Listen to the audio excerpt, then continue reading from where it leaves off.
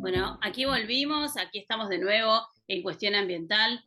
Como les prometí hoy al principio del programa, vamos a hablar un poquito de deforestación, no en Argentina, donde también tendríamos mucho, mucho para decir, sino en México. ¿Qué es lo que está pasando en México con la deforestación? Con esto que yo les hablaba, ¿cuál es la relación de la deforestación no solo con la crisis climática, sino también con los suelos, sino también con las poblaciones originarias? ¿Qué pasa además con el avance de, por ejemplo, la frontera agropecuaria, si es que es la agroindustria la que está causando esta deforestación? Bueno, para todo esto estamos en contacto, es un lujo hoy tenerla, Estelma Gómez, ella es editora en México de Mongabay Latinoamérica. Mongabay es un sitio periodístico muy prestigioso de América Latina, y nos va a contar un poquito de qué se trata un proyecto especial que desarrolló Mongabay, que se llama Sembrar Deforestación.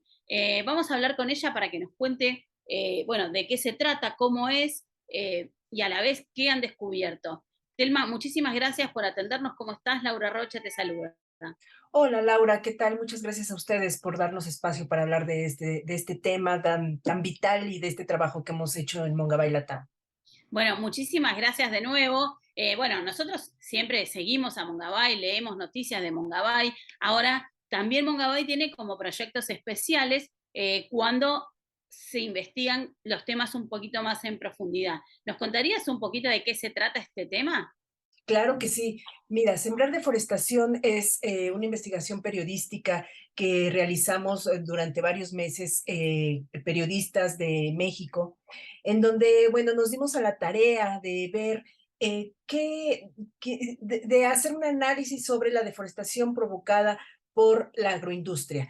En México, las cifras oficiales muestran que alrededor del 47,000 hectáreas se pierden al año por agricultura. Pero se habla así de agricultura en general. De hecho, es la segunda causa de deforestación en nuestro país después de la ganadería. Sin embargo, bueno, cuando se habla de la agricultura se piensa quizá en los pequeños campesinos, ¿no?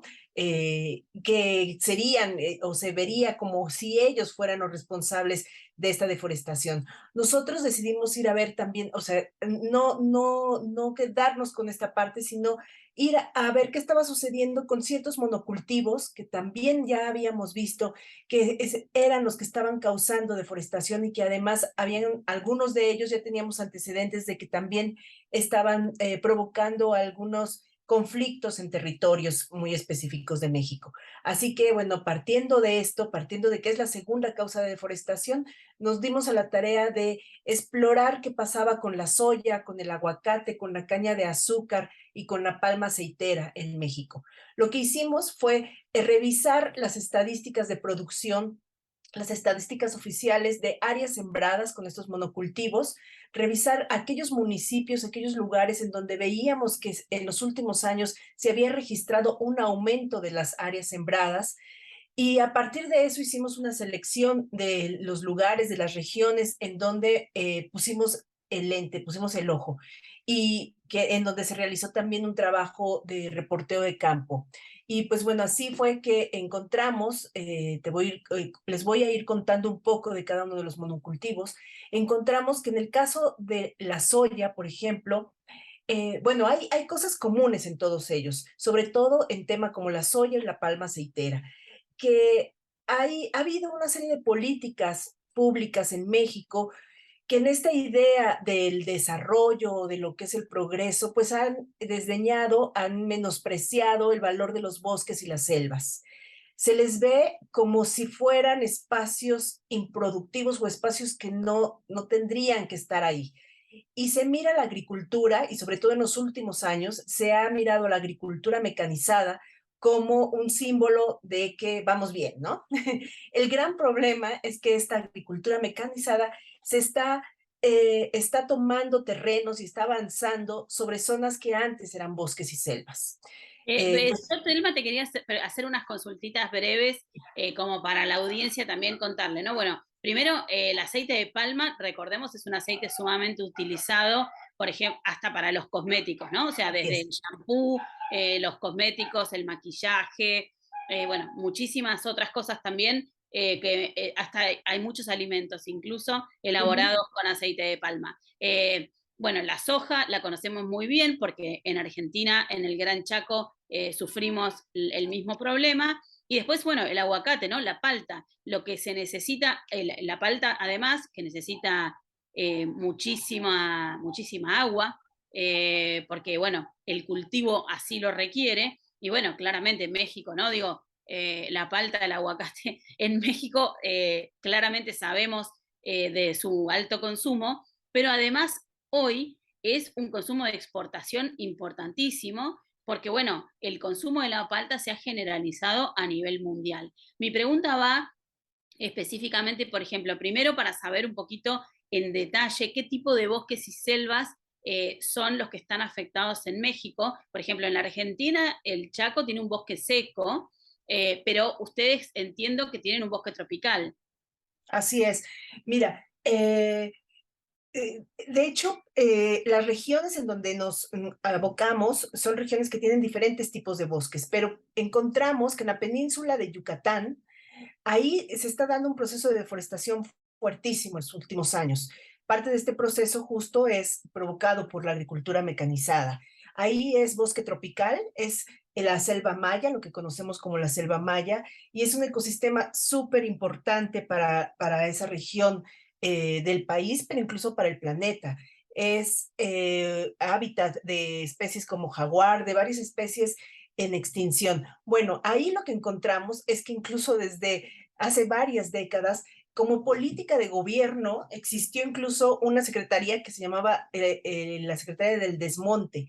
Entonces, imagina tú que se invitaba a que Así la como gente, nombre, directamente. exacto, y eso, bueno, eso te estoy hablando de los setentas, ¿no? Que había ese proyecto de desmonte para que la gente llegara a estas zonas a cultivar. Así en esta región se hizo la zona cañera, que es uno de los monocultivos que abordamos en el reportaje. Y pese a que esa gran deforestación en el sur de Quintana Roo se dio más o menos en las décadas de los 80s o los 90s, vemos que eso continúa, que eso no se ha detenido, pese a las evidencias científicas y al momento en que estamos viviendo a nivel mundial, en donde se muestra que los bosques y las selvas son vitales para los otros, ¿no? Para este momento actual, Sí, para el planeta. absolutamente, porque además por ahí en el mundo muchas veces nosotros pensamos que eso pasa en el Amazonas o en Indonesia, pero también pasa en otros países. Y bueno, mencionás también Quintana Roo, que hay que recordar que ya los manglares volaron con todo el avance turístico, ¿no? En toda esa Así es. zona, sobre todo en la zona costera. Totalmente. Entonces, entre el turismo y la agroindustria y la ganadería es una área que está súper afectada. Ese es uno. La otra parte que está, o el otro monocultivo que estaba provocando una gran deforestación en Quintana Roo, específicamente en Campeche, que es un estado vecino, es la soya, que como tú dices, bueno, en Argentina también ustedes conocen lo que ha provocado este monocultivo, que además su cultivo se ha impulsado desde el mismo gobierno, con subsidios, se hizo toda una política para que para que en ciertas regiones, en específico en un municipio que se llama Jopelchen, se empezara a cultivar soya. Y vemos las estadísticas, cuando nosotros empezamos a ver las estadísticas de cómo iba aumentando el área sembrada por soya y después las comparamos con la pérdida de cobertura arbórea, pues ahí en ese cultivo hay una relación muy estrecha. En el caso de soya en México, quienes más lo están cultivando y quienes llegaron incluso casi invitados por el gobierno a llegar a esa zona son grupos menonitas que se han establecido en el sur del país y que, pues bueno, ellos llegan con una agricultura mecanizada, con apoyos del gobierno, el gobierno incluso les vendió tierras y ahora, bueno, se han extendido por Jopelchen y cuando nosotros analizamos imágenes satelitales y comparamos lo que ha sucedido en los últimos 10 años en este municipio, pues es brutal. Encuentras zonas realmente en donde literal se ha borrado del mapa al bosque tropical en esa área. Es muy interesante verlo. Bueno, yo estoy mirando en mi computadora en este momento, si entran ustedes en es.mongabay.com, Mongabay va con Y, pueden ver, hecho con Google Earth, cómo es el antes y el después, ¿no? Estoy viendo, por ejemplo, una imagen en Jalisco y es como muy impresionante cómo queda, digamos, la tierra y el suelo sin nada, absolutamente. Así es. Y ya que mencionas Jalisco, esa es otra área, otra región. Y como bien hablaste, bueno, ustedes lo conocen como palta, nosotros en México le decimos aguacate. El consumo del aguacate se ha aumentado en el país, pero sobre todo, como también lo mencionabas acertadamente, es un consumo de exportación. Mucho del aguacate que se produce en México se exporta a Estados Unidos. Y Jalisco es el segundo estado con mayor producción de aguacate. Y también empezamos a observar que ciertos municipios de la región sur de Jalisco, que es el occidente de México, empezaron a tener más hectáreas sembradas. Y aquí nosotros lo que hicimos también fue hacer solicitudes de información para saber si varios de los lugares que nosotros empezamos a detectar tenían autorizaciones de cambio de uso de suelo, porque en México sí se puede desmontar o talar, digamos, un bosque, una selva, siempre y cuando se tenga una autorización dada por la autoridad ambiental. Y lo que encontramos es que en México no sean, esas autorizaciones son muy extraño que se den y no hay. De hecho, ¿Estas eh, autorizaciones son a nivel, digamos, de gobernación o son a nivel federal? a nivel federal, la da la autoridad federal, que en este caso es la Secretaría de Medio Ambiente y Recursos Naturales, y se dan, por ejemplo, hay muchas autorizaciones que se dan para construir carreteras, por ejemplo, o para eh, construir desarrollos urbanos. Si tú quieres tumbar algún lugar en donde hay bosque y selva para hacer un campo de cultivo a nivel agroindustrial, tienes que tener esta autorización. Y los casos que nosotros vimos es que ninguno tiene estas autorizaciones. Entonces, son Pero cambios de uso de tampoco suelo. tienen sanciones. Exactamente, tampoco hay sanciones. Ese es lo otro. O sea, al final nosotros lo que encontramos es que esta agroindustria está borrando del mapa a bosques y selvas en una forma impune y lo está haciendo incluso porque hay subsidios del gobierno que están instando a estos monocultivos, que los están apoyando, eh, porque hay una presión del mercado, pero sobre todo porque hay una impunidad alrededor de esta industria. En el caso de Jalisco, pues vimos que la zona sur, sobre todo, es donde está aumentando y hay una fiebre por sembrar aguacate en la actualidad, movidos por la demanda que hay de palta hacia Estados Unidos. Pero con esto pues está terminando con bosque, no solamente con bosque de coníferas, sino también bosque seco, con bosque de montaña, y realmente es una zona que es súper importante en términos ecológicos. Pero no solo eso, también a nivel social, el cultivo de aguacate está causando problemas, porque en México, como ustedes saben, pues la presencia de los grupos del narcotráfico es evidente, y estos grupos han entrado a controlar ciertos cultivos, como el aguacate. O sea, es Eh, algo muy similar al proceso que por lo menos se reporta en el Amazonas, tal como le pasó a este periodista británico con este líder indígena que fueron asesinados precisamente porque hay grupos de tráfico que se meten en estas, digamos, explotaciones ilegales y no solo dominan a las poblaciones originarias, sino que además después terminan dominando con sus métodos el comercio. es que es un dominio del territorio y como tal dominan el territorio y los bienes que hay en ese territorio. Entonces encontramos casos en donde llegan, se meten a ranchos, a propiedades privadas, tumban el bosque y después obligan incluso a la gente a que siembre aguacate. Entonces tienen el control de toda la cadena. Y eso es algo que ya se había visto en el estado vecino, en Michoacán, que es el principal exportador de aguacate en México, y que ahora es una situación que se está viviendo en Jalisco. Y pues bueno, porque el comercio del aguacate realmente sí es un negocio que está funcionando muy bien y pues obviamente estos grupos aprovechan todos aquellos negocios que puedan dejarles algún beneficio, ¿no? Telma, estoy mirando yo porque estoy fascinada con la investigación, porque además, bueno, utiliza datos por departamento, por ciudad, es impresionante, así que los invito a que lo miren, porque bueno, en este programa no vamos a alcanzar a contar todo el contenido que hay, pero te quería preguntar, ¿cómo hicieron esta investigación? Si sufrieron, por ejemplo, alguna presión o hay alguna respuesta por parte o de las autoridades o de, por ejemplo, alguno de los grupos empresarios, cuando ustedes no solamente estaban en el terreno, sino también desarrollaban estas herramientas con datos. Fíjate que eso es algo curioso, porque nosotros solicitamos entrevistas, obviamente, a Secretaría de Medio Ambiente, a Profepa, a la Comisión Nacional Forestal, pedimos entrevistas incluso a varias empresas que se dedican ya sea al procesamiento de aceite, que comercian con la soya, a los aguacateros. Y encontramos algo de parte de de las empresas, pero también de gente que está sembrando aguacate o de gente que está eh, sembrando caña y demás, o palma de aceite, por ejemplo, encontramos que no se mira esto como una afectación al medio ambiente, no se mira como si fuera, o sea, no se ve lo que se está perdiendo cuando se pierde un bosque.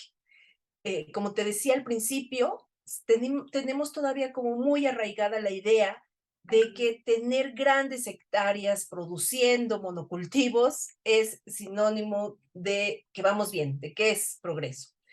Cuando, y bueno, y eso te muestra en realidad un desdén general hacia los bosques y las selvas, sobre lo que implica conservarlos y cómo también un desdén sobre las comunidades que viven en estos bosques y las selvas, Claro. porque muchas veces se les incita, se les motiva a que desmonten para que justo puedan entrar en esto. Muchas comunidades encontramos que están, por ejemplo, rentando sus terrenos comunitarios, ¿no? A grupos menonitas o a empresas que están poniendo palma de aceite en el sureste.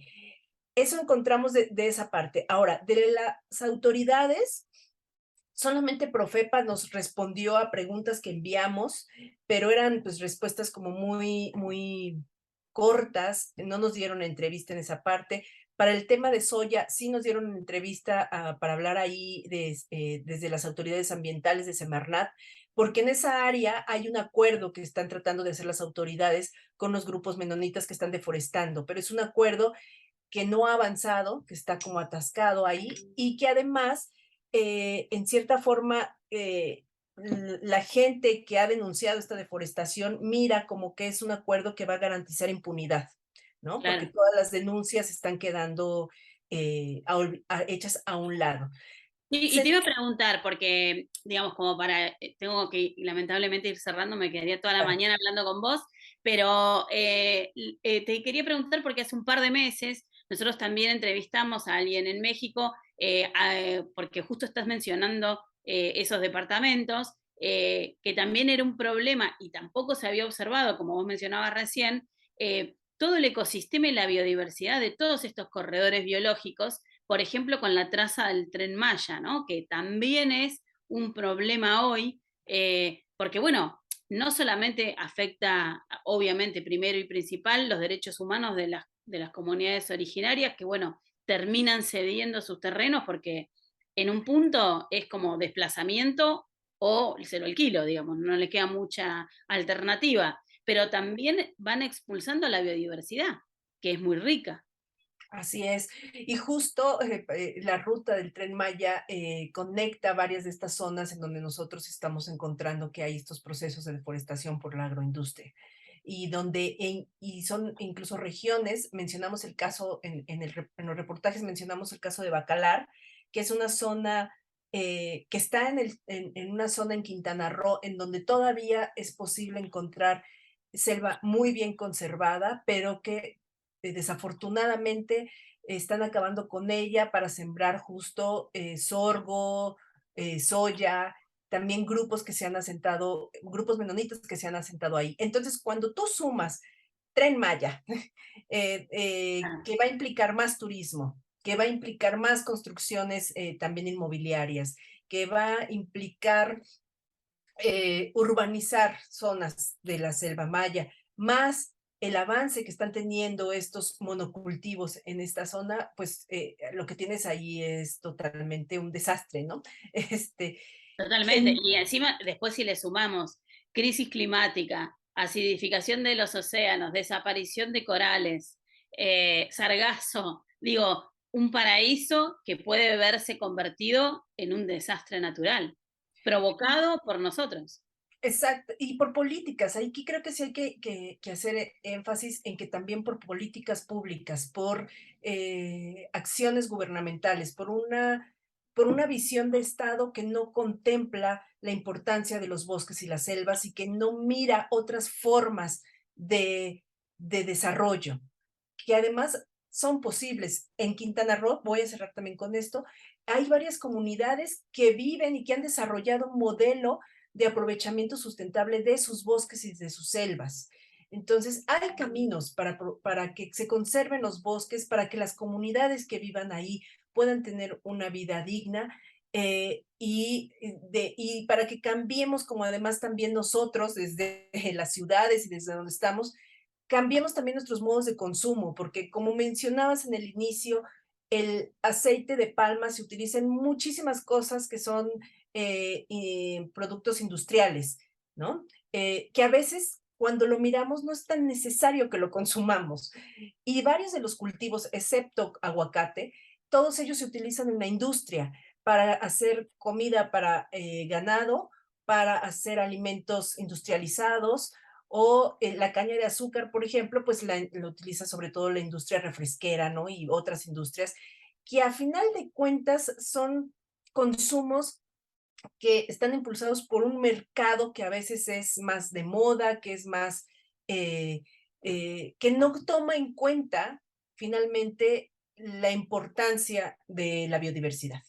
Absolutamente, Telma. Te agradecemos muchísimo el contacto con Cuestión Ambiental y bueno, seguramente seguiremos conversando porque hacen investigaciones interesantes todo el tiempo, así que ya saben que aquí tenemos un espacio para ustedes. Muchas gracias. Al contrario, Laura, muchas gracias a todo tu equipo. Buena Hasta tarde. luego. Entonces era Telma Gómez, editora en México de Mongabay Latinoamérica, coordina el proyecto periodístico Sembrar Deforestación. Les reitero, es http, bueno, es.mongabay con B larga y con y.com y ahí van a encontrar las distintas investigaciones que hace este prestigioso sitio latinoamericano y van a ver, bueno, cómo también en México, además de las playas, además del Caribe, además de la Riviera Maya, tiene también estos problemas referidos a la conservación de la biodiversidad y bueno, y a lo flojito que están también las políticas públicas en esta materia. No se vayan porque ya volvemos con más.